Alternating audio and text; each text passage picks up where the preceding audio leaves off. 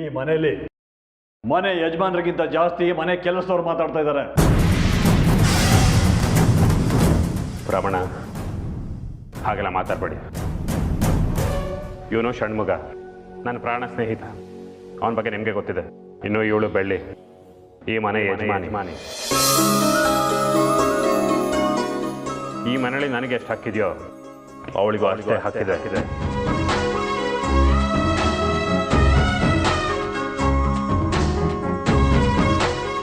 ಕೆಲಸದವ್ರನ್ನ ತಲೆ ಮೇಲೆ ಕೂತ್ಕೊಂಡಿರೋದಕ್ಕೆ ಸಾಲ ನಿಲ್ಸ್ಕೊಂಡಿರೋದು.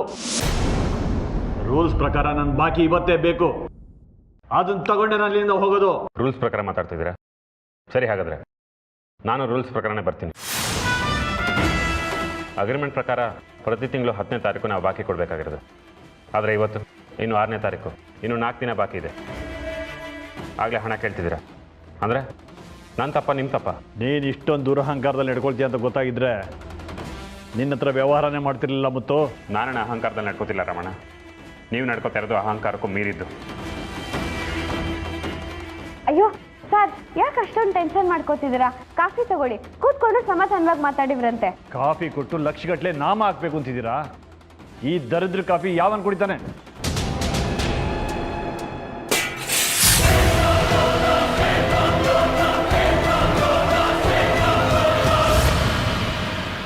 ರಮಣ, 10ನೇ ತಾರೀಕು ಹಣ ಕೊಡೋದು ಅಂತ ಮಾತಾಡಿದಾರಲ್ಲ, ಮತ್ತಿನ್ನೇನು? ನಮ್ಮ ಮಾವ ಯಾರಿಗೂ ಮೋಸ ಮಾಡಲ್ಲ. ನೀವ್ ಯಾಕೆ ಅರ್ಥ ಮಾಡ್ಕೋತಿಲ್ಲ?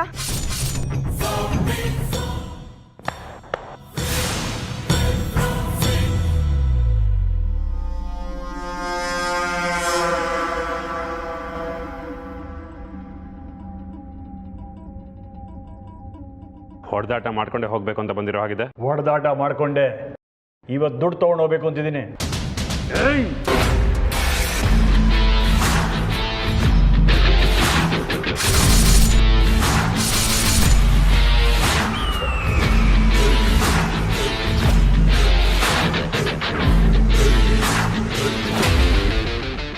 ಒಂದು ವೇಳೆ ನೀನು ದುಡ್ಡು ಕೊಡಲಿಲ್ಲ ಅಂದರೆ ನಿನ್ನನ್ನು ಎತ್ತಾಕೊಂಡು ಹೋಗ್ತೀನಿ. ಯಾರ ಮುಂದೆ ಬರಬೇಡಿ, ನಾನು ಮಾತಾಡ್ತೀನಿ. ರಮಣ, ಕೈ ತೆಗಿರಿ. ತೆಗಿಯಲ್ಲ ಅಂದ್ರೆ? ರಮಣ, ಕೈ ತೆಗಿರಿ. ಇವತ್ತು ಮನೇಲಿ ಕಾಲರ್ ಹಿಡ್ದಿದ್ದೀನಿ. ಊರವ್ರ ಮುಂದೆ ನೀನು ಮರ್ಯಾದೆ ತೆಗಿತೀನಿ. ಯೋಚನೆ ಮಾಡು. ಸರ್, ನಿಮ್ ಕೈ ಮುಗ್ ಕೇಳ್ಕೊತೀರಿ. ಮುತ್ತು ಮಾವ 4 ದಿನದಲ್ಲಿ ಕೊಡ್ತೀನಿ ಅಂತ ಹೇಳಿದಾರಲ್ಲ, ಕೈ ತೆಗಿರಿ, ಕೈ ತೆಗಿರಿ ಸರ್. ಬೆಳ್ಳಿ, ನನ್ಗೇನು ಆಗಲ್ಲ, ದೂರ ಇರು. ಮಾವ ನೀವು ಸುಮ್ಮನಿರಿ ಸರ್, ಕೈ ತೆಗಿರಿ. ತೆಗಿಯಲ್ಲ ಅಂದ್ರೆ?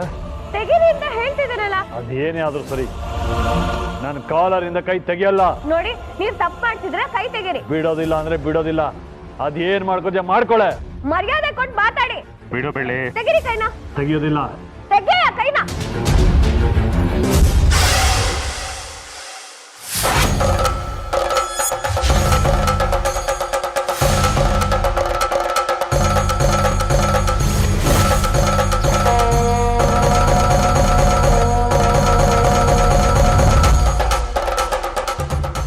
ಮಾವ, ನಿಮ್ಗೇನು ಆಗಿಲ್ಲ ಅಲ್ವಾ? ನಂಗೇನಾಗಿಲ್ಲ ಬೆಳ್ಳಿ, ನೀವು ಸುಮ್ಮನೆ ಯಾಕೆ ಟೆನ್ಷನ್ ಮಾಡ್ಕೊತಿದ್ಯಾ? ಆರಾಮಾಗಿರು. ಬೆಳಗಾಂ ರಾಮಣ್ಣ, ಏನೋ ಪೌರುಷದ ಮಾತುಗಳು ಆಡ್ತಾ ಇದ್ರಿ. ನಮ್ಮನೆ ಹೆಣ್ಣು ಮಕ್ಕಳು ಹುಲಿಗಳು, ಹುಷಾರು. ಏನ್ ಮುಖ ನೋಡ್ತಿದ್ಯಾ? ಹೋಗೋ, ಹೋಗೋ ಅವನೇ.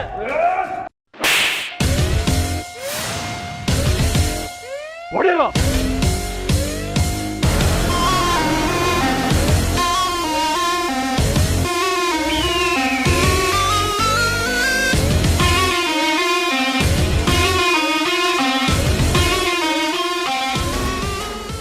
ಬೇಡ ಮತ್ತು ಬೇಡ. ತಪ್ಪು ನಿನ್ನ ಕಡೆ ಇಟ್ಕೊಂಡು ನನ್ನ ಮೇಲೆ ದಬ್ಬಾಳಿಕೆ ಮಾಡಕ್ಕೆ ಬರಬೇಡ. ಮನೆಗೆ ಬಂದು ಅಸಭ್ಯವಾಗಿ ನೆಟ್ಕೊಂಡಿದ್ಯಾರು? ಸಾಲ ಕೇಳೋ ನೆಪದಲ್ಲಿ ನಮ್ಮ ಮನೆಯವ್ರಿಗೆ ಅವಮಾನ ಮಾಡಿದ್ಯಾರು? ಪ್ರೌಢಿಗಳನ್ನ ಕರೆಸಿ ಹೊಡ್ಸೋದಕ್ಕೆ ನೋಡಿದ್ಯಾರು? ಇಷ್ಟೆಲ್ಲ ಆದಮೇಲೂ ಏನೂ ಆಗೇ ಇಲ್ಲ ಅನ್ನೋ ಥರ ನಡ್ಕೋತಿದ್ದೀರಲ್ಲ ರಮಣ್ಣ. ನೀವು ಕಳಿಸಿರೋ ಭತ್ತದ ಮೂಟೆಯಲ್ಲಿ ಫೆದರ್ ಇತ್ತು, ಈಗಲೂ ಇದೆ. ಅದನ್ನು ಕಮಿಟಿ ಮುಂದೆ ಇಟ್ಟು ಏನು ಮಾತಾಡಬೇಕು ನಾನು ಮಾತಾಡ್ತೀನಿ. ನಿಮ್ಮ ಬಾಕಿ ಇರೋ ಸಾಲನ ಈಗಲೇ ಚುಕ್ತ ಮಾಡ್ತೀನಿ.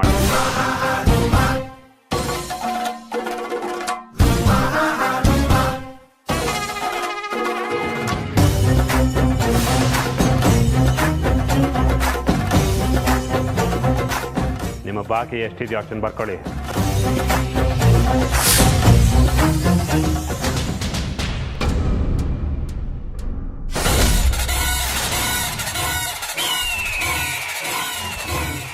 ಏಯ್, ಒಬ್ಬ ಹೆಣ್ಣಿಂದ ನಾನು ತಳಿಸ್ತೀಯಲ್ಲ, ಇದಕ್ಕೆ ಪ್ರತೀಕಾರ ನಾನು ತೀರ್ಸ್ಕೊತೀನಿ.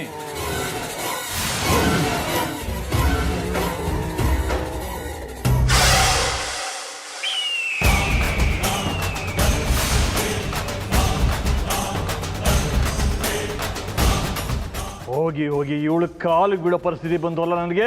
ಕೇವಲ ಹೆಣ್ಣು ಅಂತ ಹೇಳಿದ್ರಲ್ಲ, ಈಗ ಆ ಹೆಣ್ಣಿನ ಕಾಲಿಗೆ ಬೀಳುವಂಥ ಪರಿಸ್ಥಿತಿ ಬಂತು. ನಾವು ಪೂಜೆ ಮಾಡೋ ದೇವ್ರ ಹೆಣ್ಣು, ನಮ್ಮ ಅಕ್ಕ ತಂಗಿರ ಹೆಣ್ಣು, ಭಾರತ ಮಾತೆನ ಹೆಣ್ಣು. ಅಷ್ಟೇ ಯಾಕೆ, ನನ್ನನ್ನು ನಿಮ್ಮನ್ನ ಹೆತ್ತಿರೋ ತಾಯಿ ಕೂಡ ಒಂದು ಹೆಣ್ಣು.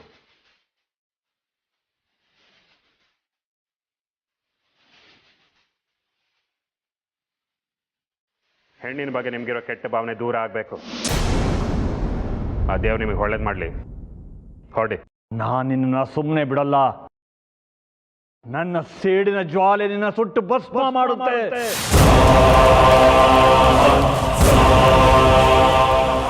ಇಷ್ಟು ದಿನ ಅಲ್ಲ ಮುತ್ತು, ಇನ್ನು ಮೇಲೆ ಪ್ರತಿ ಕ್ಷಣ ಪ್ರತಿ ನಿಮಿಷ ನಿನ್ನ ಜೀವನದಲ್ಲಿ ನರಕ ಅನುಭವಿಸ್ಬೇಕು.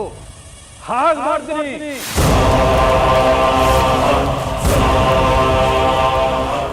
ಇವ್ರನ್ನೆಲ್ಲ ಕಳ್ಕೊಂಡು ಬೀದಿಗೆ ಬೀಳ್ತೀಯ, ಭಿಕ್ಷೆ ಬೇಡ್ತೀಯ.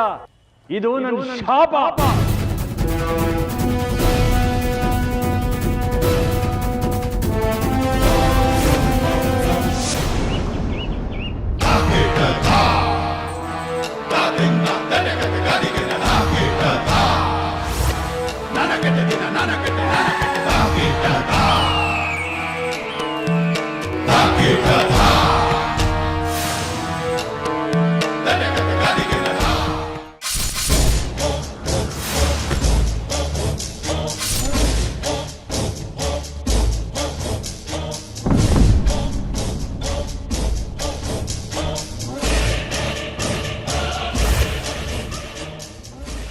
ಈ ಚೆಕ್ಕಲ್ಲಿ ಲಕ್ಷ್ಮಿ ಇದೆ.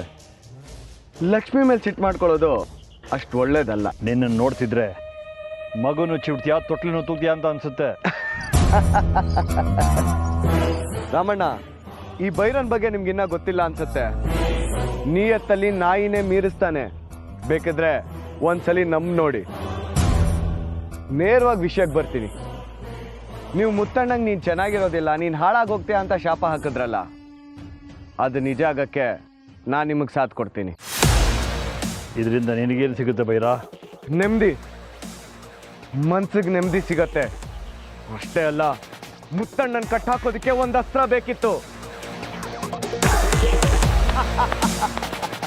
ನಾನು ನೀವು ಸೇರ್ಕೊಂಡ್ರೆ ಬರೀ ಅಸ್ತ್ರ ಅಲ್ಲ, ಬ್ರಹ್ಮಾಸ್ತ್ರ ಆಗತ್ತೆ.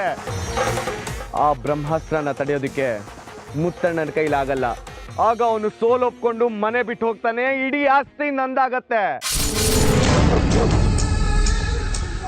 ಮನೆಯವರೆಲ್ಲ ಒಗ್ಗಟ್ಟಾಗಿದ್ರೆ ಬಲ ಅಂತ ಹೇಳ್ತಾರೆ. ನೀನ್ ನೋಡಿದ್ರೆ ಆ ಮನೆನೇ ಹಿಬ್ಬಾಗ ಮಾಡ್ಬೇಕು ಅಂತಿದ್ಯಾ? ನೀವು ಒಂದು ದಿನ ಅವಮಾನ ಪಟ್ಟಿದ್ದಕ್ಕೆ ಇಷ್ಟೆಲ್ಲ ಅರ್ಚಾಡ್ತಾ ಇದ್ದೀರಾ, ಕಿರ್ಚಾಡ್ತಾ ಇದ್ದೀರಾ. ಇನ್ನು ಆ ಮನೆಯಲ್ಲಿ ನಾನು ದಿನ ಮುತ್ತುವಿಂದ ಅವಮಾನ ಅನುಭವಿಸ್ತಾ ಇದ್ದೀನಿ. ನನಗಿನ್ನೆಷ್ಟು ಕಿಚ್ಚಿರಬಾರ್ದು ನೀವೇ ಲೆಕ್ಕ ಹಾಕೊಳ್ಳಿ. 5 ಲಕ್ಷ, ಕೇವಲ 5 ಲಕ್ಷಕ್ಕೆ ಇಡೀ ಮನೆಯವ್ರ ಮುಂದೆ ನನ್ನನ್ನು ಅವಮಾನ ಮಾಡಿದ್ದಾನೆ. ಅವನು ನಾನು ಸುಮ್ಮನೆ ಬಿಡ್ಬೇಕಾ ನೀವೇ ಹೇಳಿ. ಎಲ್ಲಾ ವಿಷಯದಲ್ಲೂ ತಾನೇ ಇರಬೇಕು ಅನ್ನೋ ಅಹಂ ಅನ್ಸುತ್ತೆ ಅವನಿಗೆ. ನನ್ನ ಪ್ರಕಾರ ನಿಮ್ಗೆ ಇದಕ್ಕಿಂತ ಒಳ್ಳೆ ಅವಕಾಶ ಸಿಗಲ್ಲ.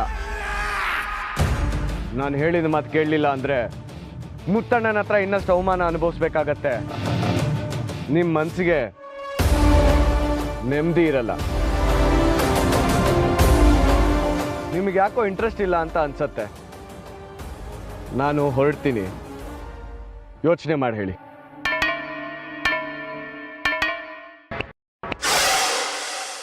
ಮೊತ್ತು ಕೊಡಲ್ಲ ಅಂದಿದ್ದ 5 ಲಕ್ಷ ಈ ರಾಮಣ್ಣ ಕೊಡ್ತಾನೆ.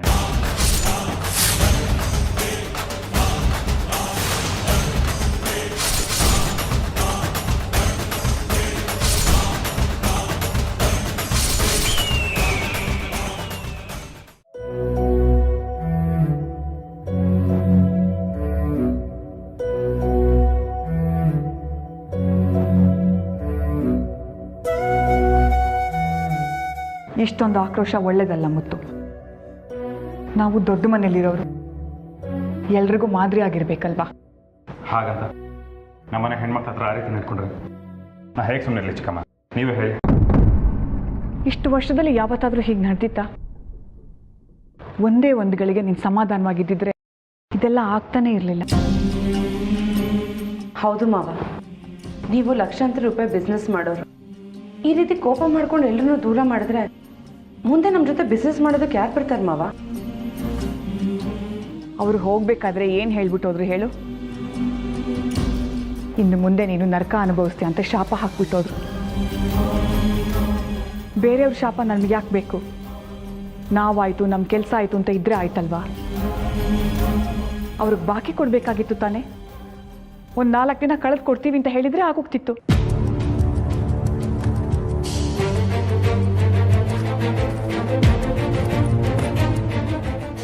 ಚಿಕ್ಕಮ್ಮ, ಬಾಕಿಗೋಸ್ಕರ ಯಾರೋ ಬಂದು ನನ್ನ ಮನೆ ಹೆಣ್ಮಕ್ಳ ಬಗ್ಗೆ ಕೆಟ್ಟಾಗಿ ಮಾತಾಡಿದ್ರೆ ನಾ ಸುಮ್ಮನೆ ಇರಬೇಕಾ?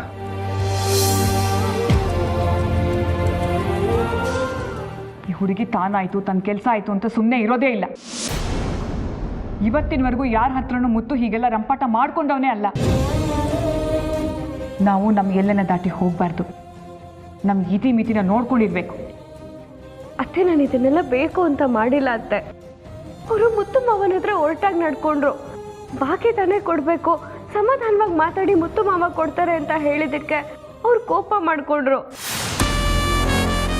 ಮುತ್ತು ಮಾವ ಚಿಕ್ಕ ಮಗು ಅಲ್ಲ ಬೆಳ್ಳಿ. ಇಷ್ಟು ವರ್ಷದಿಂದ ಬಿಸ್ನೆಸ್ನ ಅವರಾಗೆ ನಡ್ಸ್ಕೊಂಡು ಬಂದಿದ್ದಾರೆ. ಯಾರ ಹತ್ರ ಹೇಗೆ ಮಾತಾಡಬೇಕು ಬಿಡಬೇಕು ಅನ್ನೋದು ಅವ್ರಿಗೆ ತುಂಬ ಚೆನ್ನಾಗಿ ಗೊತ್ತಿದೆ. ನೀನು ಮಧ್ಯದಲ್ಲಿ ಬಂದಿದ್ದಕ್ಕೇನೆ ಅವ್ರು ಕೋಪ ಮಾಡಿಕೊಂಡು ರಾಮಣ್ಣನ ಹತ್ರ ಜಗಳ ಮಾಡ್ಕೊಂಡಿದ್ದು. ಹಾಗಾದ್ರೆ ನೀವು ಏನು ಹೇಳ್ತಿದ್ದೀರಾ ಅಕ್ಕ? ಇದಕ್ಕೆಲ್ಲ ಹೌದು ಬೆಳ್ಳಿ, ಇದಕ್ಕೆಲ್ಲ ನೀನೇ ಕಾರಣ.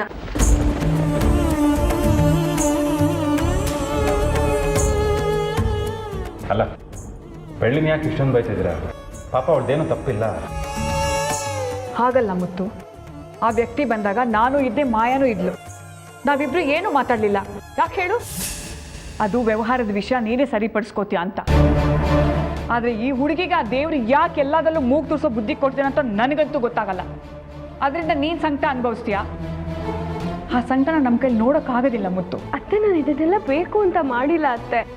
ದಯವಿಟ್ಟು ಅರ್ಥ ಮಾಡ್ಕೊಳ್ಳಿ. ಯೋಚನೆ ಮಾಡಬೇಕು. ಮುಂದೆ ಏನಾಗುತ್ತೆ ಅನ್ನೋದು ತಲೆಯಲ್ಲಿ ಇರಬೇಕು. ಅದೇ ಜೀವನ. ಶಾಪಗಳು ಒಳ್ಳೇದಲ್ಲ. ಯಾರೋ ಹೇಳಿದ್ದು ನಡೆದ್ರು ನಡಿಬಹುದು, ನಡೀದೇನೂ ಇರಬಹುದು.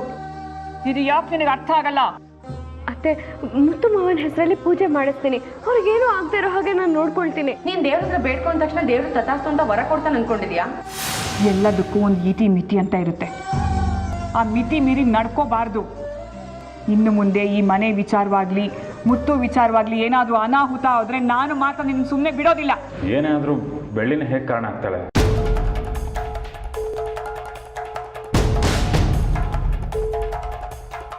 ಮುತ್ತು, ನಿನಗಿದೆಲ್ಲ ಅರ್ಥ ಆಗೋದಿಲ್ಲ. ನೀನು ಸುಮ್ಮನೆ ಇರು. ಇವಳು ಬೇಜವಾಬ್ದಾರಿತನದಿಂದ ನೀನು ಅನುಭವಿಸೋದು ನನ್ನ ಕೈಲಿ ನೋಡೋಕ್ಕಾಗೋದಿಲ್ಲ. ಅತ್ತೆ, ನಾನು ಇದನ್ನೆಲ್ಲ ಬೇಕು ಅಂತ ಮಾಡಿಲ್ಲ ಅಂತ ಹೇಳ್ತಿದ್ದೀನಲ್ಲ. ಬಾಯ್ ಮುಚ್ಚೆ. ಇನ್ನು ಮುಂದೆ ಈ ಮನೆಯಲ್ಲಿ ನೀನಾಯ್ತು, ನಿನ್ನ ಕೆಲಸ ಆಯ್ತು ಅಂತ ಸುಮ್ಮನೆ ಬಿದ್ದಿದ್ರೆ ಸರಿ. ಇಲ್ಲದೆ ಹೋದ್ರೆ ನಿನ್ನ ಅದೇ ಹಳೆ ಮನೆಗೆ ಶಿಫ್ಟ್ ಮಾಡಿಬಿಡ್ತೀನಿ.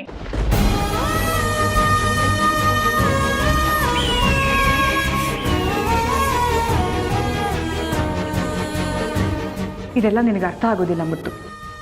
ನಿನಗೆ ಯಾರಿಂದಲೂ ಅಲ್ಲ, ನನ್ನಿಂದಲೇ ನಿನಗೆ ತೊಂದರೆ ಆಗ್ತಿದೆ ಅಂದರೆ ನಾನು ಅದರಿಂದ ದೂರ ಇರೋಕ್ಕೆ ಇಷ್ಟಪಡ್ತೀನಿ. ಇಂಥ ನಡವಳಿಕೆಗಳೆಲ್ಲ ನನಗಿಷ್ಟ ಆಗೋದಿಲ್ಲ ಮುತ್ತು.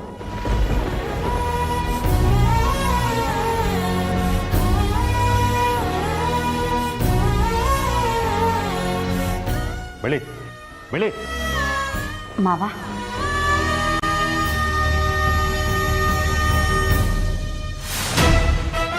ಮಾವ, ಏನೇ ಕಷ್ಟ ಬಂದರೂ ನಾನು ನಿನ್ನ ಜೊತೆ ಇರ್ತೀನಿ. ಆಗೋದೆಲ್ಲ ಒಳ್ಳೇದಕ್ಕೆ ಮಾವ.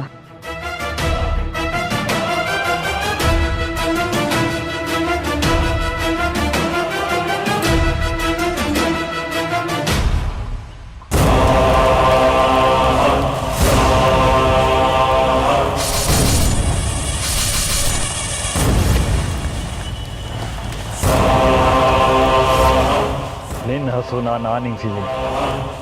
ನನ್ನ ಹಸು ಇನ್ನೂ ಕಡಿಮೆ ಆಗಿಲ್ಲ ಬೈರ. ನನಗೆ ಅವಮಾನ ಮಾಡಿದವ್ರ ಜೀವನ ನರಕ ಆಗಬೇಕು. ನಮ್ಮಿಬ್ಬರು ಬೇಟೆ ಒಂದೇ ಆಗಿರೋದ್ರಿಂದ ಕಾಡಲ್ಲಿ ಹಾಯಾಗಿರೋ ಸಿಂಹಕ್ಕೆ ಹಿಂಸೆ ಕೊಡಬೇಕು. ಕಾಡಲ್ಲಿರೋ ಸಿಂಹಕ್ಕೆ ಹಿಂಸೆ ಕೊಡಬೇಕು ಅಂದರೆ ಕಾಡಿಗೆ ಬೆಂಕಿ ಇಡಬೇಕು. ಯಾವ ರೀತಿ, ಎಲ್ಲಿ, ಹೇಗೆ, ಯಾವಾಗ ಅನ್ನೋದನ್ನ ನೀವು ನನಗೆ ಬಿಡಿಸಿ ಹೇಳಬೇಕು. ಬೆಣ್ಣೆಯಲ್ಲಿ ಕೂದಲು ತೆಗೆಯೋ ಹಾಗೆ ಕೆಲಸ ಆಗಬೇಕು. ವಿಷಯ ಏನು ಅಂತ ನೀವು ಹೇಳ್ತಾ ಇಲ್ಲ. ನೀವು ಹೇಳೋದು ಕೇಳಿದ್ರೆ ಮುತ್ತಣ್ಣಂಗೆ ಎಲ್ಲ ಕಡೆಯಿಂದ ತೊಂದರೆ ಕೊಡಬೇಕು ಅನ್ನೋ ಪ್ಲ್ಯಾನ್ ಇರೋ ಹಾಗಿದೆ. ನೀನೇನಾದರೂ ನಾನು ಹೇಳ್ದಾಗ ಕೇಳಿದ್ರೆ ನೀನು ಆಸೆ ಪಟ್ಟಿರೋ ಪಟ್ಟ ಸಿಗುತ್ತೆ. ಹಾಗೆ ನನ್ನ ಮಾತು ಉಳಿಯುತ್ತೆ. ಪ್ರತಿದಿನ ಪ್ರತಿ ಕ್ಷಣ ಆ ಮುತ್ತು ನರಕ ಅನುಭವಿಸ್ತಾನೆ. ಸರಿ, ಈಗೇನು ಮಾಡಬೇಕು ಅಂತ ಹೇಳಿ. ಮುತ್ತು ಯಾವುದನ್ನ ಪ್ರೀತಿ ಮಾಡ್ತಾನೋ ಅದಕ್ಕೆ ಪೆಟ್ಟು ಕೊಡಬೇಕು ಅಂತಿದ್ದೀನಿ. ಅರ್ಥ ಆಗಲಿಲ್ಲ.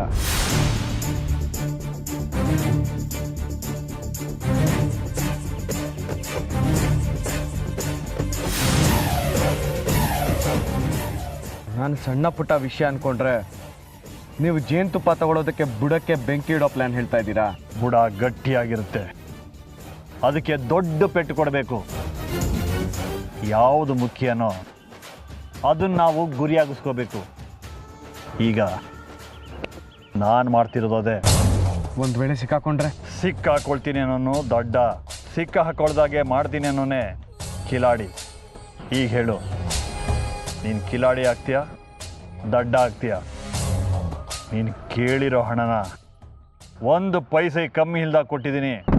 ಈಗ ನನ್ನ ಕೆಲಸ ಮಾಡಬೇಕು.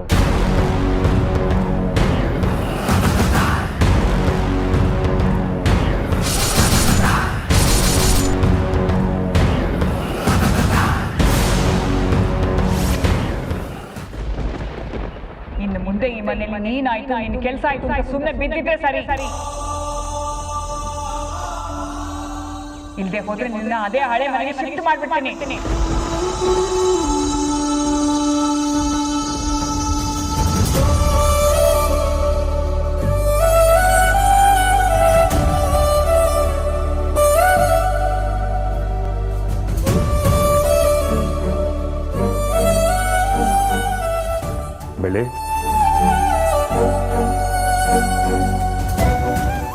ಬೆಳ್ಳಿ,